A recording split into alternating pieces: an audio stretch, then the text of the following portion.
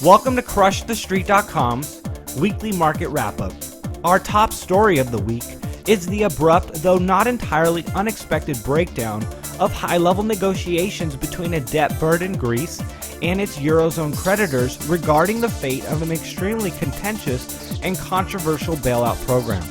At stake for the Mediterranean nation is geopolitical legitimacy, as the hard-left Syriza party, which had campaigned on the promise of pushing for a partial debt write-off, looks to establish itself as a viable alternative to previous administrations, of which many Greek citizens have grown weary and disillusioned. However, if the newly elected Prime Minister, Alexis Tsipras, whose party ran on campaign pledges towards ending austerity measures and reversing painful reforms, fails to initiate substantive changes, he is at risk of merely recycling empty political rhetoric during a time when all patience amongst his countrymen has expired. The latest news out of Brussels, where negotiations between the Greek Finance Ministry and Eurozone officials had occurred this past Wednesday, is a political blow to Tsipras, but one that has significant implications for the entire European region. While the Greek constituents are suffering from an unprecedented surge in national unemployment, leaders within the European Union, Germany in particular, have expressed concerns over regional unity and the rule of law. Wolfgang Schäuble, Germany's federal minister of finance, has publicly scoffed at what he regards as obfuscation by Greek authorities, pinning the blame of the fiscal circus on their unwillingness to come to terms with the near €240 billion rescue loan that was conditionally granted. However, much of the bailout package was contributed by Schäuble's country, which means that their efforts would be effectively negated should the Greek economy collapse.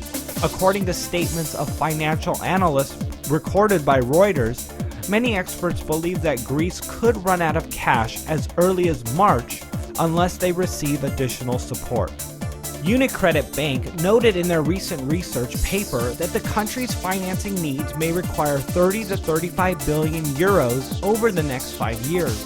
And if privatization programs or the proposed sale of government-held assets cease as Greek officials are demanding, then this number could balloon to 60 billion euros. But the real pressure cooker on this ongoing crisis is time. In short, Greece will soon be out of it, as under the terms and conditions of the original bailout package, local banks are no longer eligible to use national government bonds as collateral in daily refinancing operations with the European Central Bank. The only resort at this point is to rely on emergency liquidity funds from the Greek Central Bank, a tenuous option given that the ECB has the authority to shut down transfers if it deems that the bailout negotiations are showing little meaningful progress. As it stands, Greece may be forced to default and to eventually be kicked out of the European Union. That is, unless both parties agree to stop this dangerous stare-down. In financial news, the U.S. equity sector rebounded from a slow start to the week, with the S&P 500 now on the cusp of another record-breaking move at a closing point total of 2,088.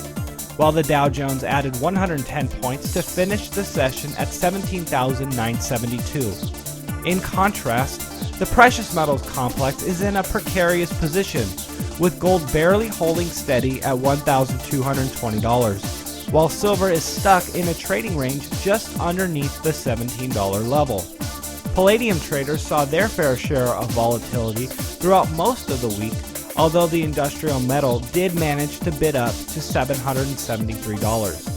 Finally, in digital currency news, the Bitcoin market settled into a tight range over the past 2 weeks, with the price at last count at $220. And that'll do it for this edition. Thanks for watching, and we'll see you next week.